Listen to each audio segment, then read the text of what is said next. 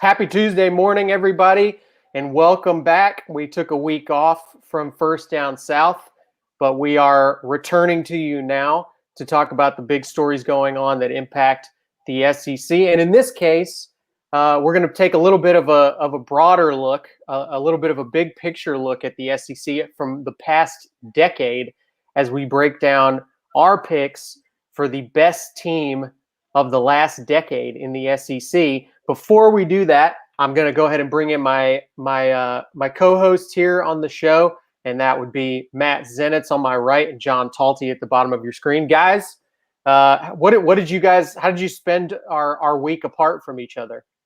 Under the weather. No, I'm sorry to hear that, Matt. Yeah.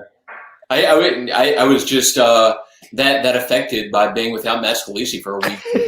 I was just out of commission. Like it's crazy the unexpected impact of not having Matt Scalisi around for that short period of time that had on me. I don't know if it was the same for John. But. Scalisi deficiency, it's a problem. Yeah.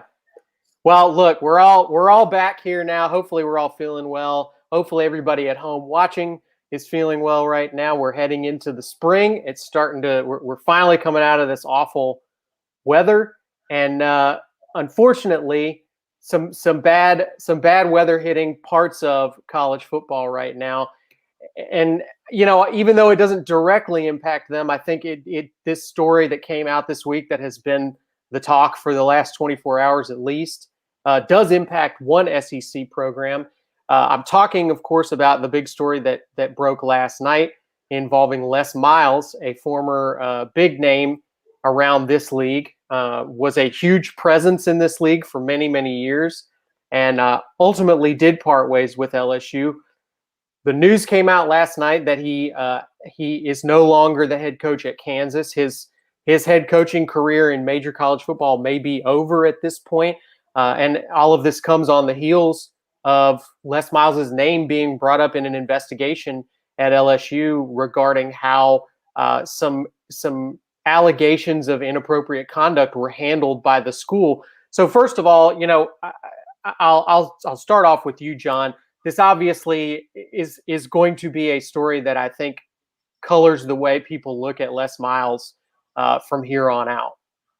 Yeah, I agree. And I think the point that you made there, I think his college football career is done at this point. I don't see him getting another job. I think he's pretty much unhirable at this point. So, like you said, it does tarnish, I think, how people look at him. He was viewed as kind of like the fun, goofy uncle of the SEC. He's eating grass, and we found that very entertaining. And I think the allegations that are out there, show him to be much more, I don't want to say malicious is the right word, but there's a darkness to him that maybe we didn't know about and how we covered him in the past. And so I think his career has been forever tarnished. I'll make this point, I don't say this jokingly, but he needs a different lawyer too. And just the fact that his lawyer wanted this stuff out there because he thought it was going to prove, that his side of the story was accurate. And then a few days later, he gets fired. So that was a misplay by his lawyer and Les. And I think just big picture, it shows that LSU is a very dysfunctional place. We've seen multiple senior administrators that have been suspended. I think there are ongoing protests that want, stronger results than that. And it just shows there's a lot of issue. And they've had multiple different law firms now investigate them, produce these reports. To this point, it seems like those issues have continued. So it'll be interesting to see if they're actually able to fix some of these clear systemic issues that are happening within LSU that involve Les Miles, but also continued after Les Miles left, and show that it's not just a Les Miles issue, it's an institutional one. The thing about that, so this is a terrible look for Les Miles, obviously. It's the latest bad look, headache of a situation, just combining everything from these last few days that LSU's had to deal with during this recent period of time. And looking at it, just getting back to Les Miles from a football standpoint for him, I don't see how he gets back into football at this point, because even aside from this situation, it's not like he was blowing it away from a football standpoint right. Either.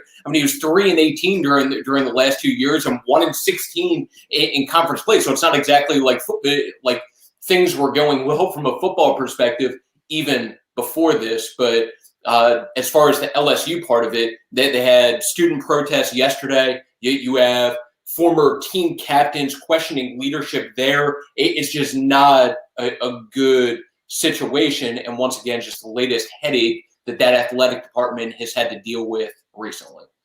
And obviously for Kansas, this is a terrible time to have to be looking for a head coach. They're timing wise, really the only thing that any of us have seen before that would be comparable would be when Alabama had to let go of Mike Price in the middle of the spring. And look, I think frankly Kansas would do extremely well to come away with a Mike Shula type figure out of this situation. Well, Scalise, I mean, and this kind of speaks in some ways to the weird career he's had. Jeff Long has experience in this area, in which he had a fire with Bobby Petrino in the spring, and they ended up with John L. Smith, which I don't think is what's going to happen here. But honestly, and I think you saw some of this last night when Les Miles got fired, and Jeff Long put out his statement that he was going to hire a search firm. Like, I was a bit surprised that he's getting allowed to hire another coach, given how badly they botched the David Beatty situation with the lawsuit and how embarrassing that was. The fact that Jeff Long has admitted that he looked into essentially 0 other candidates other than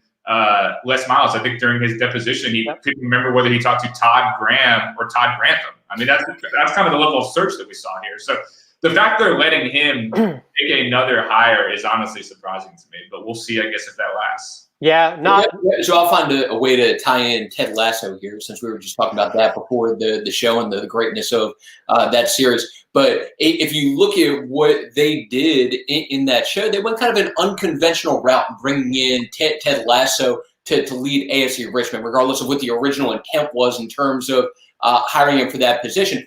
Unconventional, but ended up, as the season progressed, paying dividends for them, and things ended up working in a positive direction there, where you saw some good stuff behind the scenes. But the unconventional route paid off a little bit. I think unconventional is the way that Kansas is going to have to go here, a little bit outside the box. I know people have thrown out just the potential benefits of switching to something like a triple option type coach, but I think just based on the current state of that program, that you're going to have to do something a little bit different to get back on track as a program. And I also think, even just looking at it from the football side, once again, 3-18, that the last couple of years, I couldn't even tell you the last time Kansas was good in football. You're going to have a hard time attracting a top-of-the-line coach that, without doing something unconventional, would be capable of turning something around or turning it during, like, what was it, like probably like the early, Zanis will appreciate this one, during like the early years of like the Ralph Friedgen era at Maryland. Mark Mangino, I think, was similarly good at Kansas. It was a big time for big fat guys being good as coaches. The Mangino and Friedgen time. They have good sense. And, again, I don't think we want to talk about too much about Kansas here, but I mean, it is the worst Power 5 job in America. I think so. Agents and coaches, like, it is truly a wasteland for coaches. So makes Vanderbilt look like a major job, I think. So, well, and again, I don't want to upset all of our many Kansas listeners here, but like, even if Vanderbilt, if you fail, you still get to live in Nashville. Like, it's the SEC, it's a fun place to live. You can your family there. Like, whereas Kansas, not the greatest place. I'm sorry. All right. I wouldn't know. I can't speak to it personally. An ideal place. So no. I'll cross that off the vacation list. Yeah, knock it out. When you go on vacation next week, don't go to Lawrence. So let's get into a more exciting, more fun discussion topic, and that is our main topic for today: the best SEC team of the last decade. Guys, this has been a discussion that has come up a lot, really, in the past couple of months, but for the past year plus, because I think there was an immediate discussion after LSU's 2019 season, after their national championship. People started throwing out their best team, best college football team ever, best SEC team ever. And then Alabama's 2020 team sort of immediately threw that into question, and that became a big part of the same debate. So I wanted to settle this. I think that probably both of those teams are going to factor into this discussion we're about to have. But if we blow this up over the past decade here and look at everything going back to 2011, which honestly has been a very good decade for the SEC. We're talking about multiple teams that have won national championships, have made it to the national championship game. Obviously has been a decade that was dominated by Alabama, but they were not the only program in the league that had success in that decade. So I want to dive into this discussion, and let's start let's start at the bottom of our list, because I think that's where there will be the most differences. Is at our number 3 spot here. So John, let's start with you. Let's get your number 3 first. So I weighed a lot of different teams. I wanted to embrace the debate and bring a team that I thought the other 2 of you would not have. So my number 3 team is 2018 Alabama.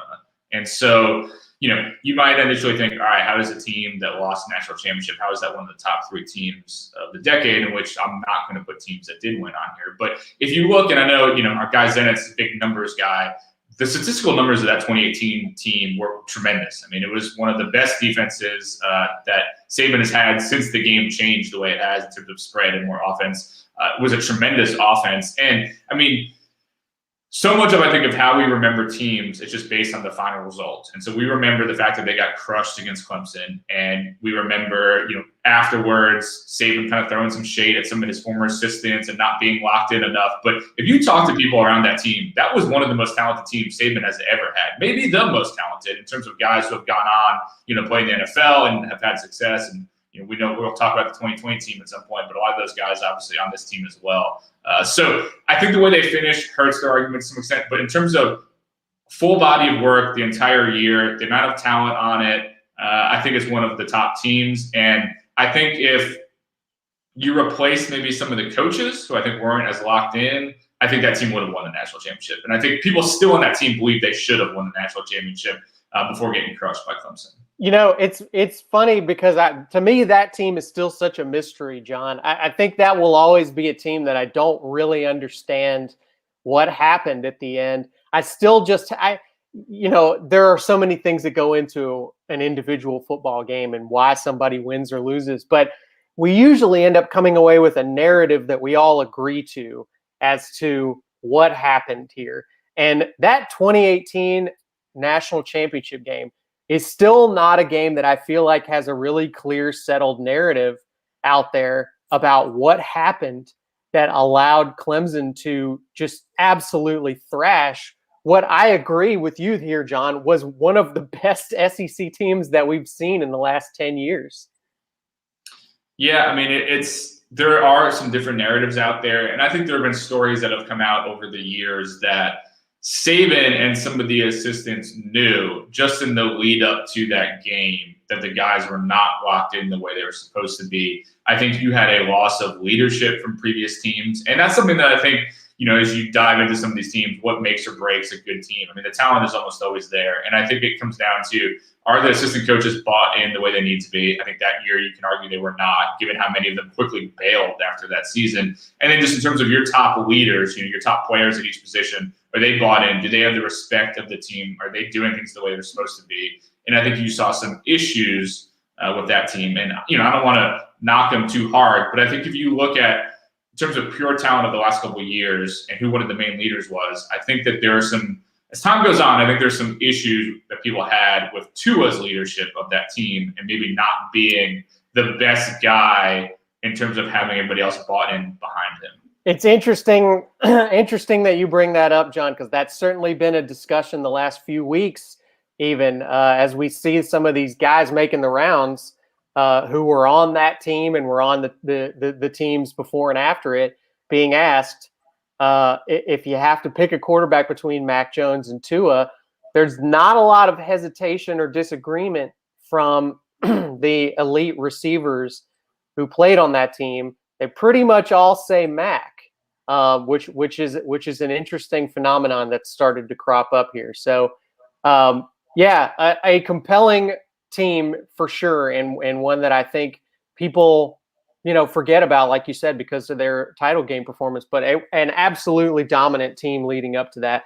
And let me remind everybody before I move to Matt Zenitz's number 3 on his list, I would heavily encourage everybody watching, drop your picks for the 3 best teams of the last decade in the SEC into the comments below, and we'll post some of yours as well during the show here. We'll bring you into the discussion as well. We can bring you up on screen here. So, Matt, what's your number 3 team in the SEC from the past 10 years? Well, the way I approach anything like this is essentially thinking of it from the standpoint, if I was betting on head-to-head matchups, who would I bet on? And the team that, like John's number 3, didn't win a national championship, but for me would be somewhere in the top 3 as far as teams that I would bet on, would be 2016 Alabama. So that was a team for Alabama that had some things happen at the end of the year that, if not for those things happening, probably would have been more in line to win the national championship. Came very close, obviously, but had Eddie Jackson get hurt, that made a big difference. Had a well-documented change at offense coordinator leading into national title game, lose Bo Scarborough, who had run for 2 touchdowns early in the national title game, where Alabama was up 14-0 early in that game, and then the game changes after he got hurt. But that was a team that was just absolutely dominant throughout the course of the year, through the first 14 games of the season.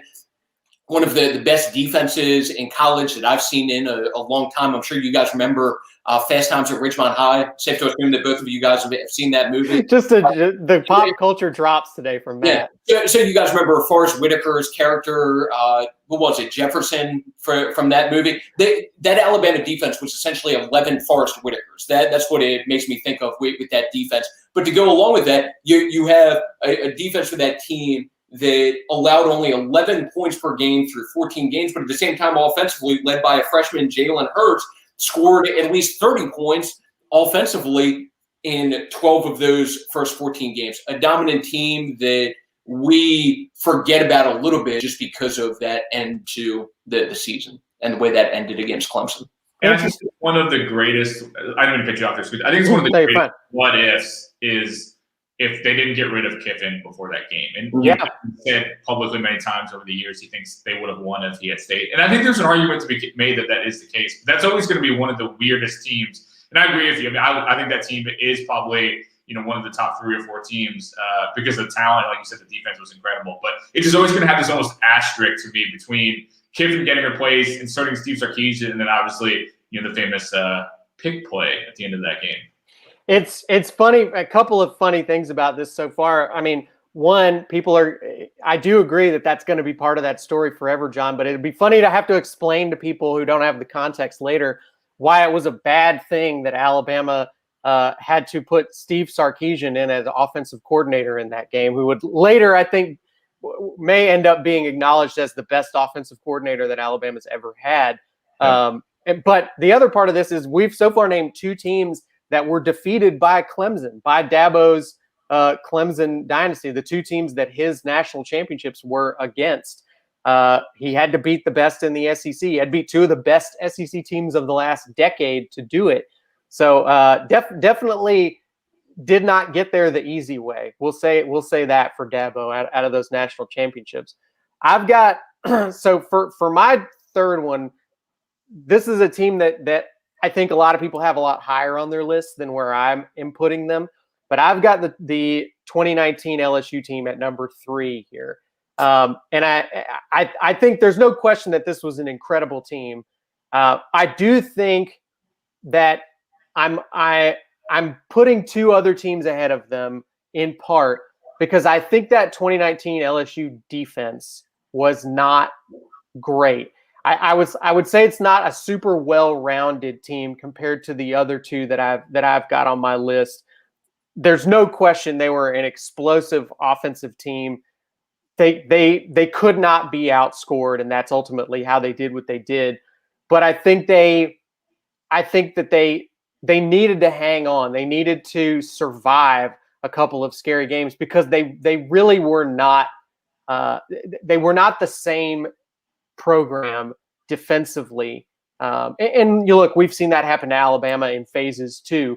But I think that 2019 LSU team, I think there are a lot of Alabama fans that feel this way. I think I probably feel this way too, that this was a team that, as good as they were, they had a very fortunate break in the fact that arguably the best player in the conference that year, at least one of the best players in the conference that year, was injured going into the game against them and was not himself.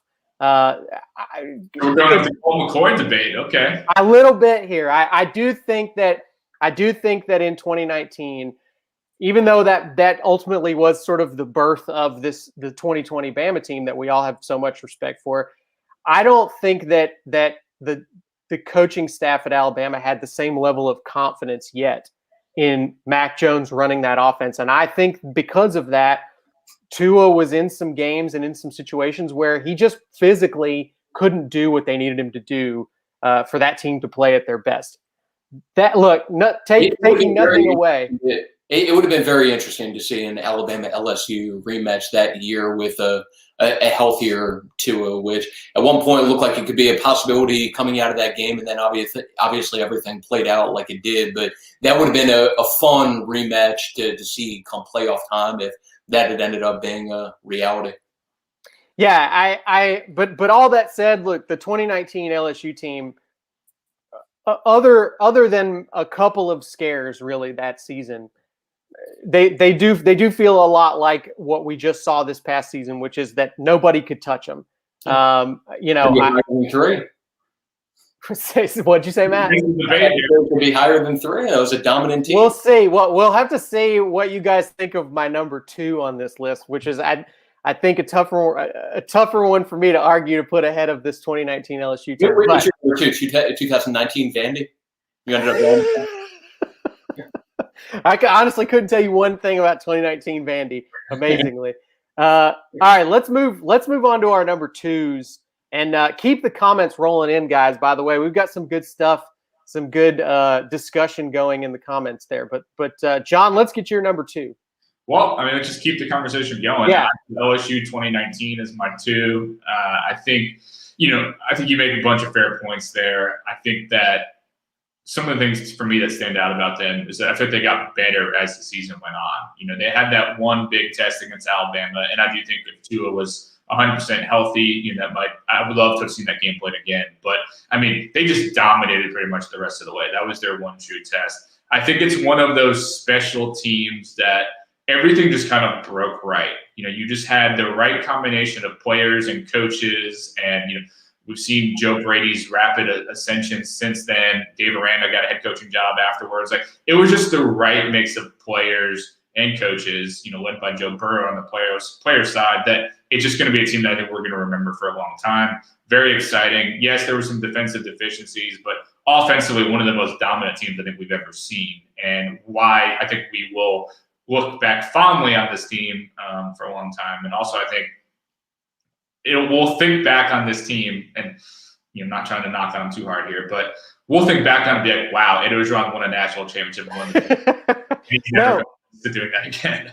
I think that's fair. I mean, I think that's a big part of why also that became a big part of the narrative. It is because people didn't expect that from that 2019 LSU team, right? I think that's a big part of why people felt so strongly about it when it happened. Is it came out of nowhere. This wasn't the team that people thought they would be good, but I don't think anybody thought this is going to end up being an undefeated powerhouse. Yep, I totally agree. And that's my number 2 also. An elite team that did some special things, obviously, that year. And look at what they did against top competition. So look at those last 2 games, the 2 playoff games, won those games by an average of 4 touchdowns and talked about the offense, obviously, John, put up a combined average of 53 points in those 2 playoff games. And for the season was only held under 36 points once the entire year. And that was a defense, not just a team, but a defense that got better as the year went on also, where the defense was playing its best at the end of the year to go along with what they were doing offensively. Yeah, the close scares came against Texas early on in the season, and then against Auburn, as you mentioned, where they really had to squeak that one out.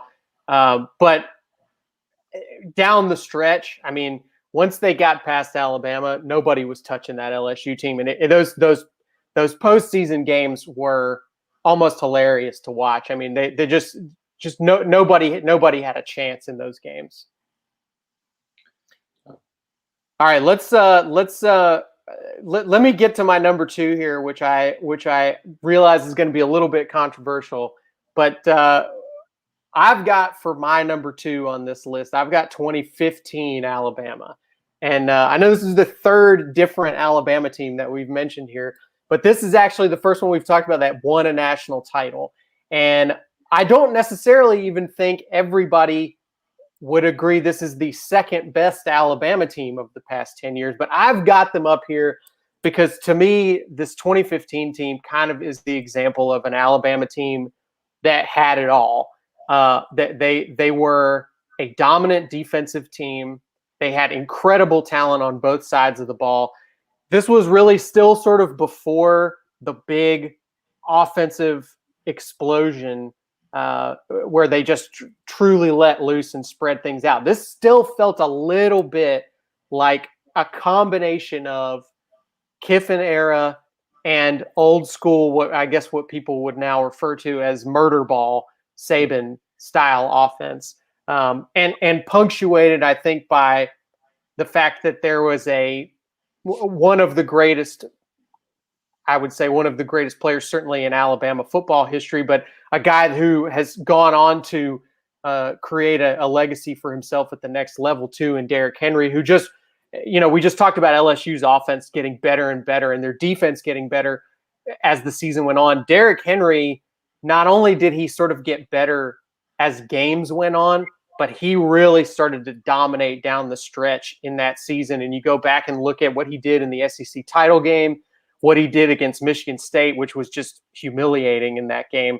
And then in the national title game against Clemson, where Alabama really needed everything they had. They don't win that game if they don't have great running backs, multiple great running backs. If they don't have a passing attack that is legitimately dangerous with one of the best tight ends that we've seen in the SEC in the last 10 years too. A great defense, a special teams play that came out of nowhere that nobody was expecting. Actually, 2 of those, because we go back and look at Kenyon Drake's kick return in that game. So it was, to me, that was a complete team. And that national title game really sort of highlights that, because they had to get production out of every single spot on the field to beat that Clemson team in the national title game. So I've got 2015 Alabama here just because I think I'm going for the argument that it's well-rounded, that they were good at everything. Mm-hmm. Yeah, and I think I like that pick. I mean, I think it's almost the opposite of the team that I picked in 2018, in that it didn't have the pure level of talent, but you felt like you got more out of everybody, kind of like you're saying. That was probably one of my favorite teams to cover, because it didn't, Jake Coker's the quarterback. I mean, Cooper Bateman started a game that season. I mean, this wasn't a team that necessarily was just, overloaded with talent. There obviously was a lot, but just the decisions that Saban made and going for that onside kick, it just felt like they really had to get every little ounce out of everybody, coaching and player-wise, to win. And the fact that they did, I thought was a very satisfying season. I think a team that Saban certainly seemed to enjoy a lot coaching. Yeah, it wasn't the flashiest team by any means, but looking specifically at Derrick Henry was a truly special player that year. It was as close as anybody that I can think of. It was like a created character in a video game put into real life, and essentially on a weekly basis was out there running like a real life version of Spike from the Little Giants. It was that dominant on a weekly basis. But there were some special players on that team, and the defense obviously did some great things also. Was Lindsey Ragland the icebox of that team? Is that Incredible pulls today, guys, on the pop culture references. I do want to point out, John, you made a good point about that team not really being the same level of talent as some of the teams around it. And I think particularly as we've been talking lately about Alabama being this receiving powerhouse these days, this was a team that did not have a dominant wide receiver on it that year. I mean, Ardarius Stewart was the leading receiver on that team. Or I'm sorry, he was the second leading receiver. Calvin Ridley was number 1, but I don't think anybody would necessarily consider that Ridley's best season. OJ Howard ended up becoming a big part of that passing attack, but definitely not the most talented receiving core, not even close to one of the best receiving cores that we've seen at Alabama. but they still were, they still were dangerous enough in the passing attack. And that's even with Jake Coker, a guy who never played another snap after college at the quarterback position.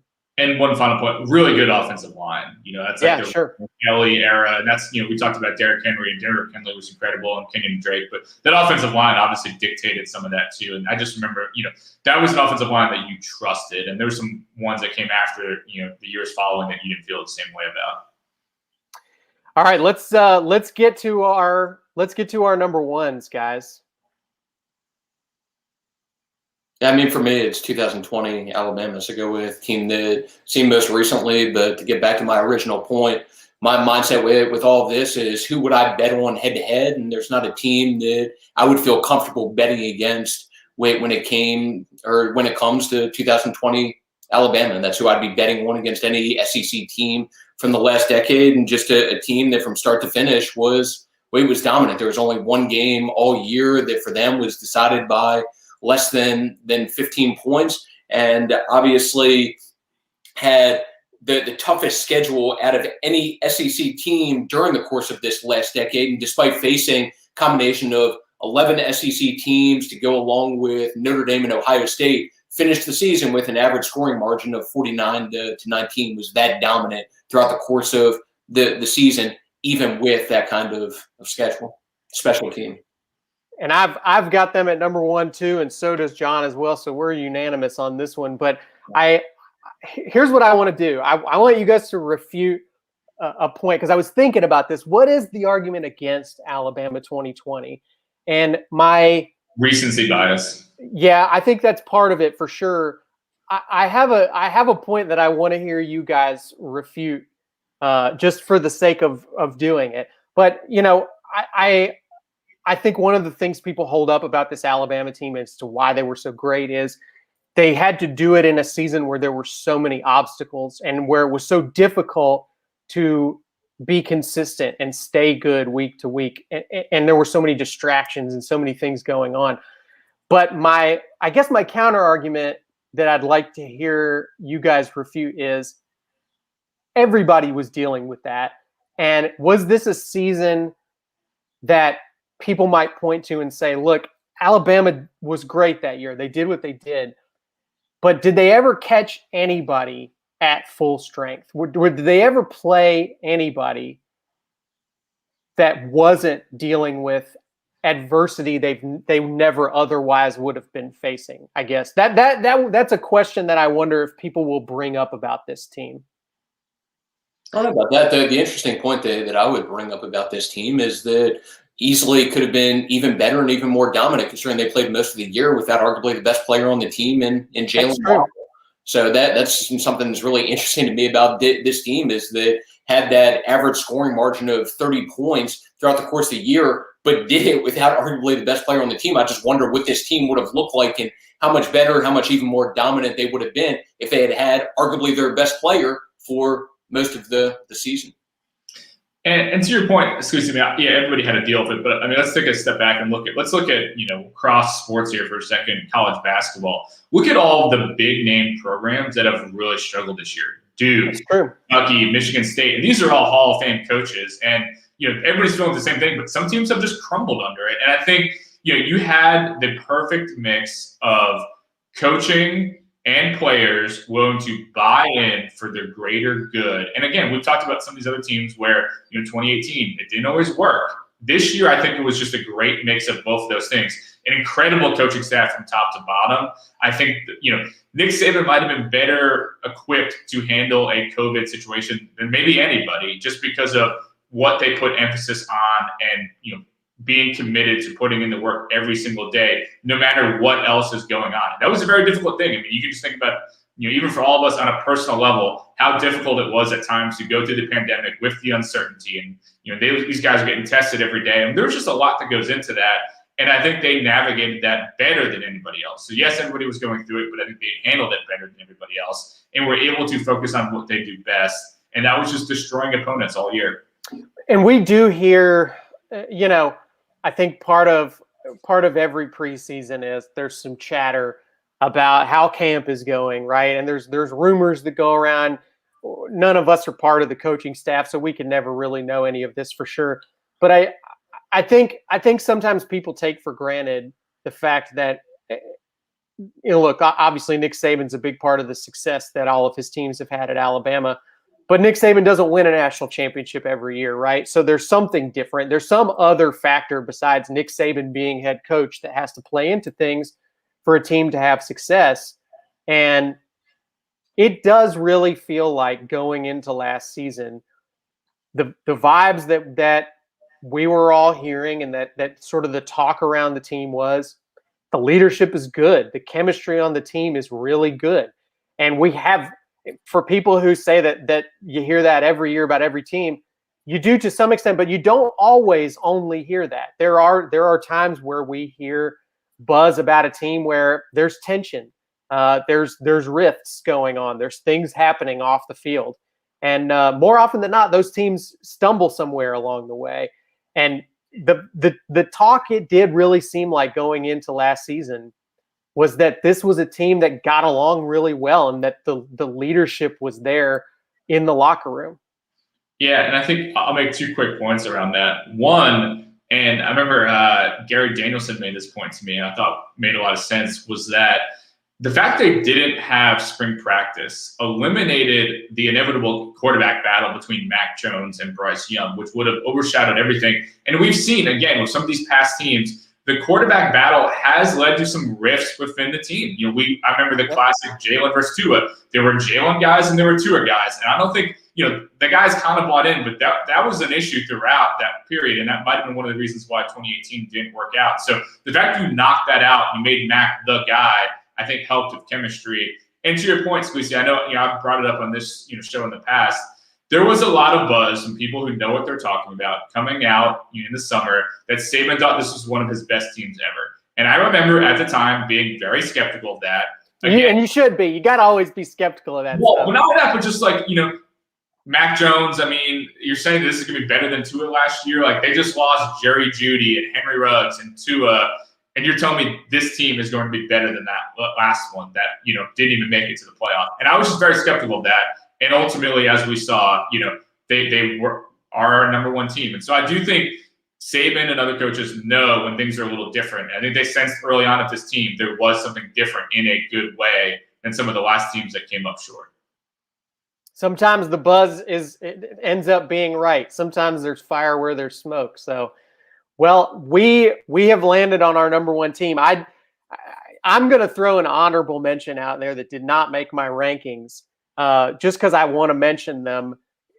It's one of the most fun teams that I can remember covering, and it doesn't cover a whole season, so I'm cheating a little bit here. But I want to give an honorable mention to the November 2017 Auburn Tigers, who I just think for one brief period of time looked like unbeatable gods out there. They absolutely destroyed Georgia and Alabama in a very short period of time. Good Georgia and Alabama teams, the 2 teams that made it to the national championship game that year.